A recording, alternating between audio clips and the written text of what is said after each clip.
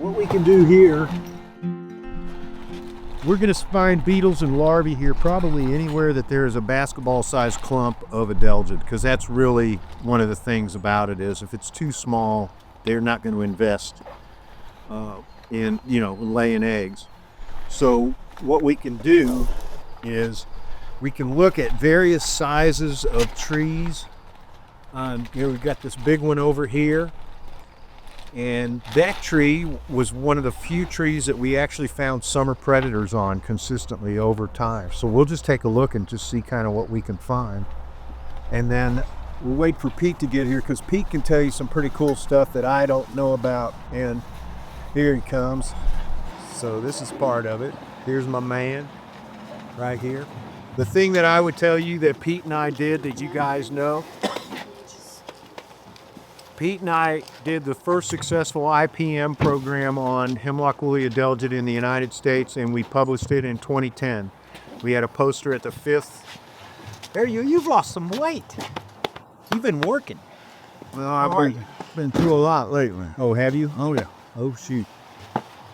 But if it was easy, everybody'd be doing it. That's right. Yep. So Pete was the first person, as soon as we figured out this beetle thing, he was the first person that I ever called. I called him and cold called him, and he remembered me from 5 years earlier. We set up a meeting with his board of directors and got approval, and then he and I started going to Seattle because we were not going to wait in line to get beetles from the Forest Service because we were too far down the totem pole. I want to show you something. I think I still got it in here. 2/3 of the hemlock forest in the east is on private land, which meant 2/3 of the forest was basically just written off because the Forest Service is not, they wanted to help, right? But their mandate is to protect their land, and I can understand that. So suddenly here we had this pest that had no boundaries, and you're telling me that 2/3 of the forest is going to die. Oh no! This is my Golf Course Management National Magazine. Oh, look at that. And this is an article about it Holy. that they put in there. Oh, it's getting wet.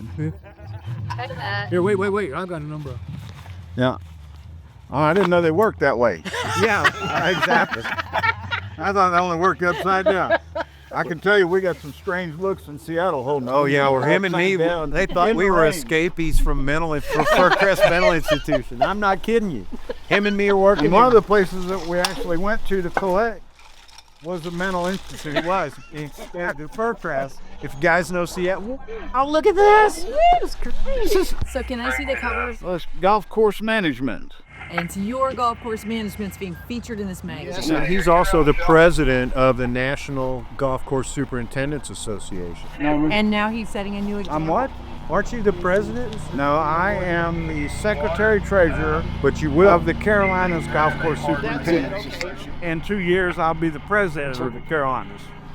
But this, I'm getting in, man. this goes out to all of our members. A cool story was a year and a half ago. A member here was playing golf in Barcelona, Spain, and he said, and he was talking to the superintendent there, and he says, where are you from anyway? And he said, well, I'm from Grandfather Golf and Country Club in North Carolina. And he says, well, there's a guy there, and I saw an article on it, and they're doing this stuff on hemlocks and controlling a pest insect. And he says, do you think he would come over here and talk to us? And I said, all it takes is a plane ticket and some money, baby. But that was in Barcelona, Spain. There you go. How about that? Wow. So the nice thing that I can tell you guys is once I cold called Pete, he and I hit the ground running because the first thing that we did out here, we identified 12 spots that we were gonna put beetles in. And then when we went out west, he had his assistant, we would overnight stuff, and we had them numbered 1 through 12, and they would put 300 beetles at each one of these sites. And within a year, he and I were driving around, and this was like in March, and we were up over here, and there was a limb in the snow this deep. And Pete goes, you know what? Let's dig that limb out of the snow and shake it. We got 2 or 3 beetles under, you know what I mean? So suddenly, everywhere we started to look, we could find these beetles. And if you look over here at like Hemlock Hill, you look at those big trees over there, that tree over there is at least 200 years old. I mean, I don't even know how old it is. Pete would probably have a better idea. Now, the other thing to think about when you're here, if you're an Adelgid eater, you've got pines, you've got fir, you've got spruce here, and all of those have Adelgids on it. So not only did this beetle clean up the hemlocks, but it also made these pines healthier, made some Fraser firs healthier. You know how he knew that though? Is my wife went with us one year out there. This is true.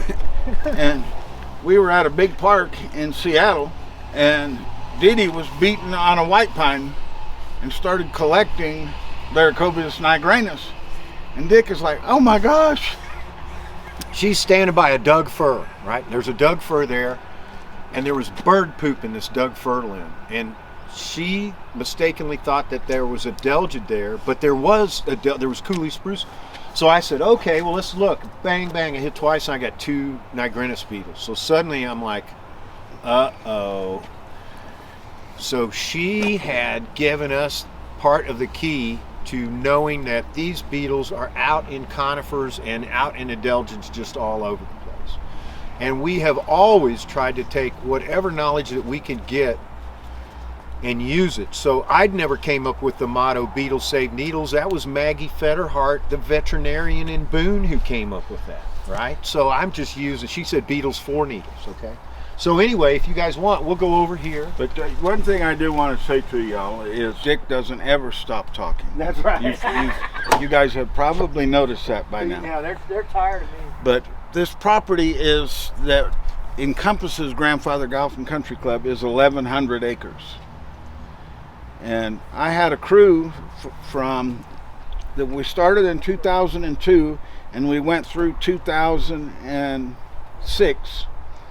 And all these guys did, 4 guys, and all they did was treat hemlock trees with imidacloprid. And we were soil injecting the trees that were in good locations. Well, it took us 2 solid years to do 1,100 acres. And we were soil injecting trees everywhere. It was homeowners' properties on both golf courses and everything. And then the 3rd year, what we would do is we were using a Moget and drilling the trees and putting the chemical into the trees itself, around creeks, around streams, around lakes, around rivers. And also we had to go to every homeowner and say, have you got a well? Where's your well at? And we had to stay 100 feet away from that. So you can see there was quite a bit of time that was involved in it. But I had a budget under my department in golf maintenance that was doing this, and we were spending $125,000 a year. So this was payroll, equipment, fuel costs, and chemicals. How many years? We did that from 2002. We started doing a little bit of, but from 2002 to 2006.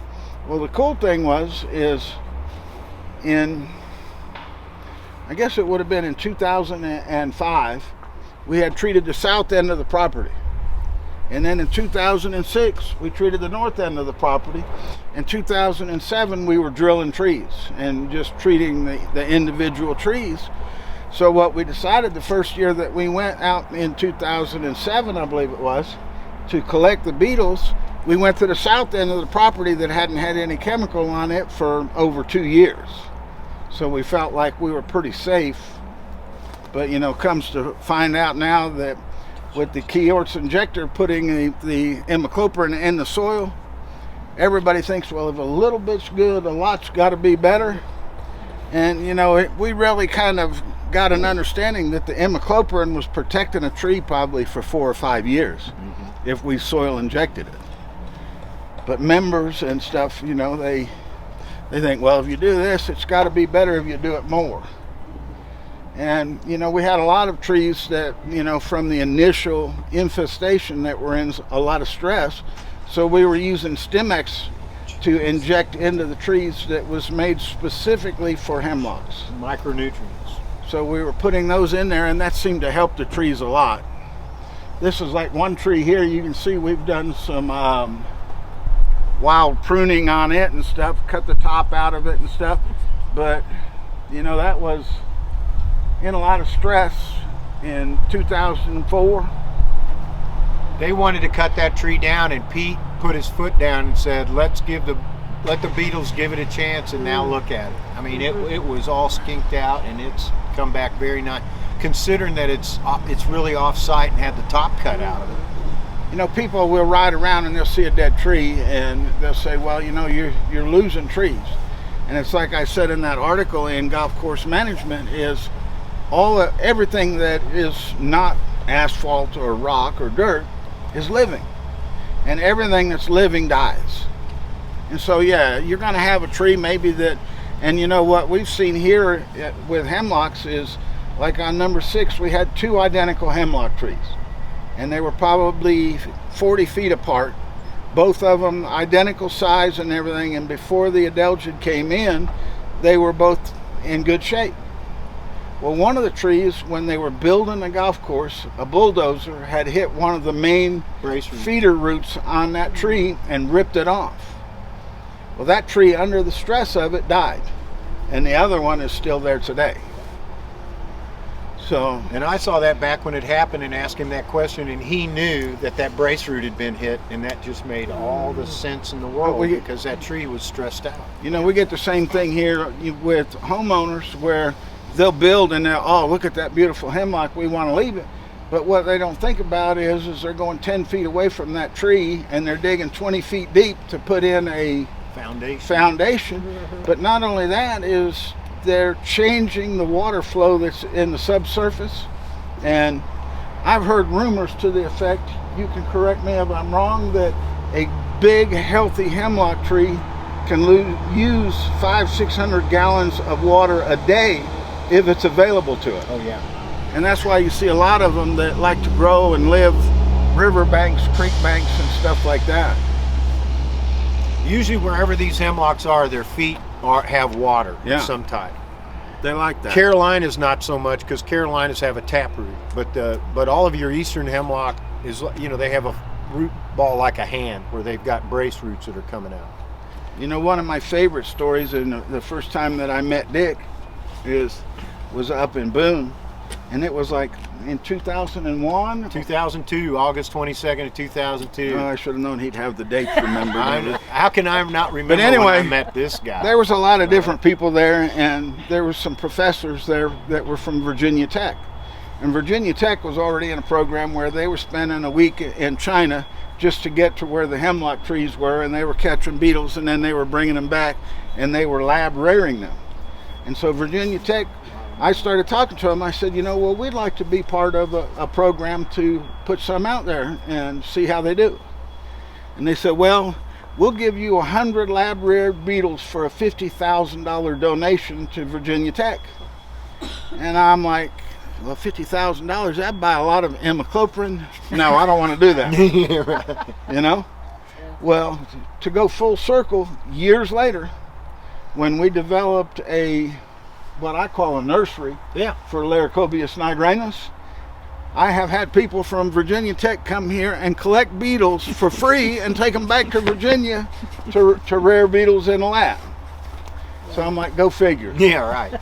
We just tried to find out what the truth of the matter was and to try to run with it in an operational way, where it's not pie in the sky, where you have real boots on the ground with somebody who I've learned so much from, just about the whole situation. So I will say that we're confident enough in it where one of our main nursery stocks that we plant is hemlocks. How long's it been since you treated the tree? Well, 2007, when we were doing the injection on the trees around water and lakes and stuff, was the last time here that we used a chemical on any trees here for the hemlock woolly adelgid. And they also kicked all the arborists out, so nobody, you know what I mean? So they knew that they were doing it right, where they wouldn't have somebody else coming in underneath them and doing something that they didn't want them to do. So that made a lot of the arborists mad. But at the same time, then suddenly you could go up to Grandfather and get on the swinging bridge up there and look down, and here was this 1,100 acres of beautiful green Well, I think because none of the hemlocks had died. I think what's been the hard part about it is every summer, because and that's the only thing that Seattle has over us is they have the Scymnus coniferum up there, and we don't have that here. And we've tried to do it, and we've never found them the second year again. So, there's something about the ecology here that's different that they don't like that Seattle does like. And, so... They may show up, but we put out as many Scymnus as we did Laricobius, and we can't find them, right? And Laricobius we started finding just right off the bat. But what our problem is with a lack of summer predators, the Adelgid are pretty active in the summertime, and so our members say, "Oh, I got this white stuff on my tree. Can I treat it?" Well, I can't tell a homeowner, no, you can't treat your tree. If you want to spend the extra money and stuff, go ahead. But just be aware of the fact that our predators eat those Laricobius, hemlock woolly adelgids, that have the poison in them, and the chances are it's going to kill them too. So you're having an adverse effect on our whole program.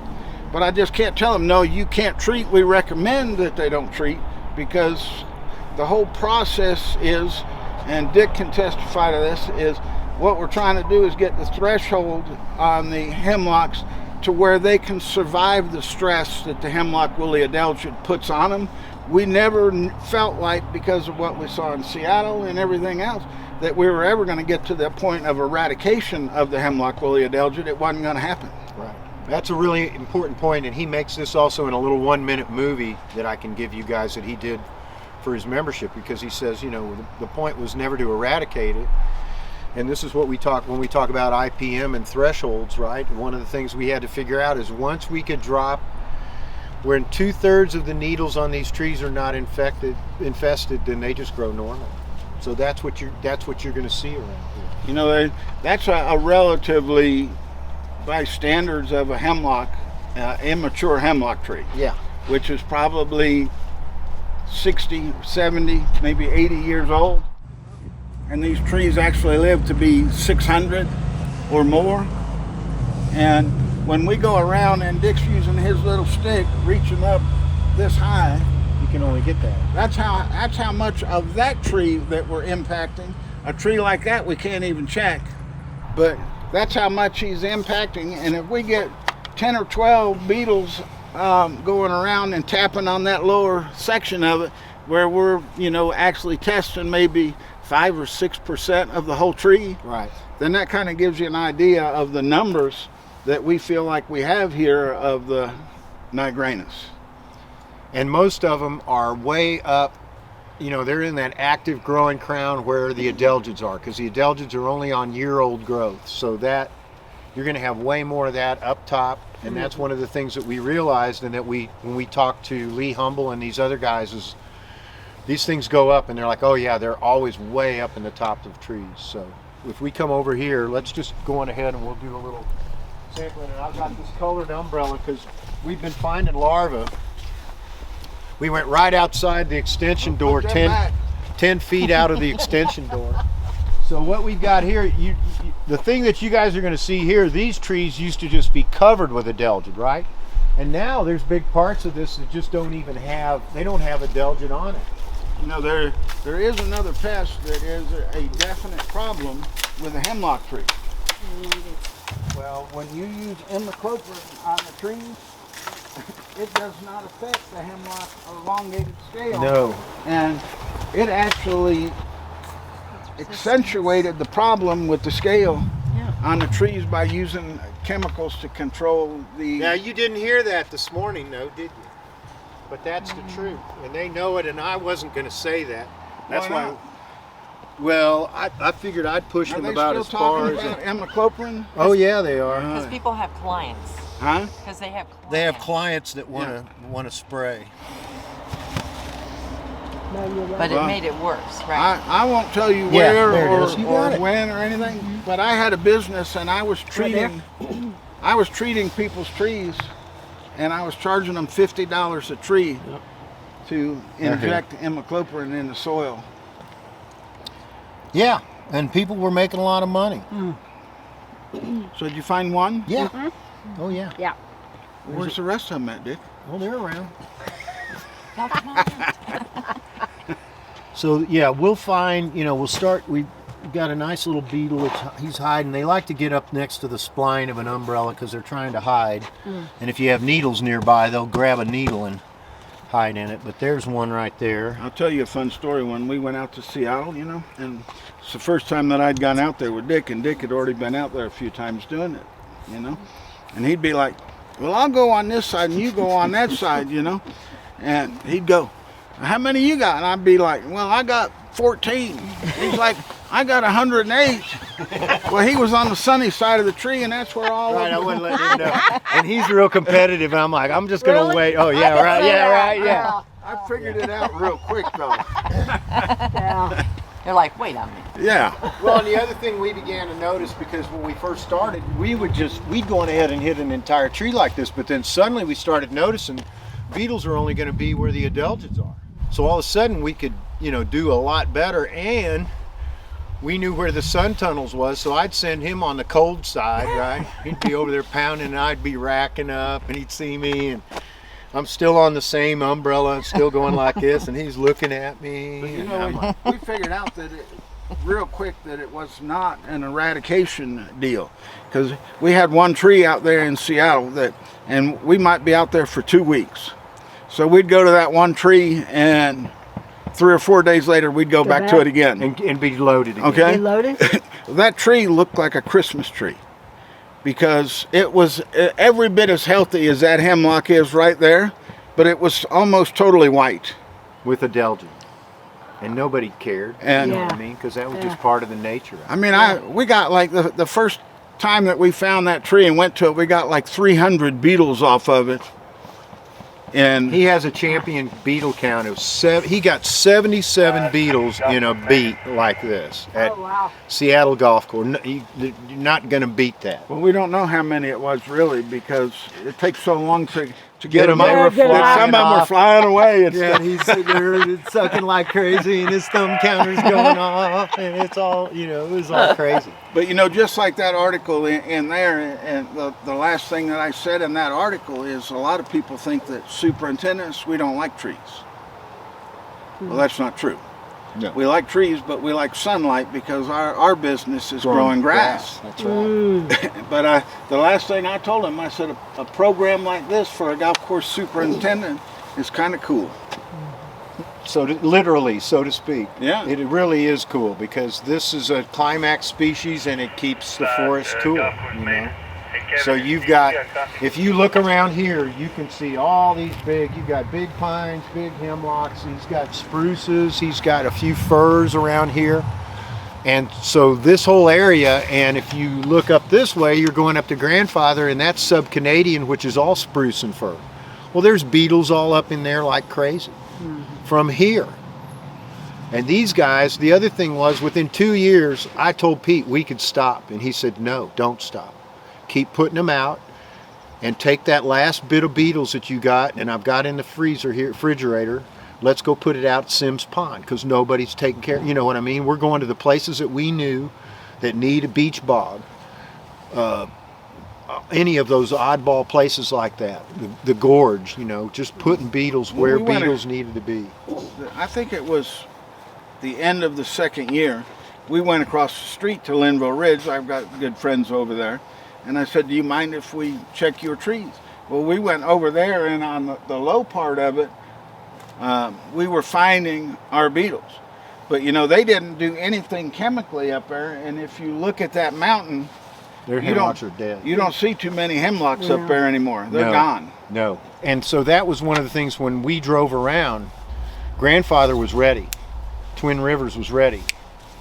Hound Ears Club's ready. Now, they didn't do to the level that these guys did it operationally, so that we could go to a meeting. Did you do that? No, that's left. Tiger Woods did that. We're just going to go right over here where there's some easier trees to hit.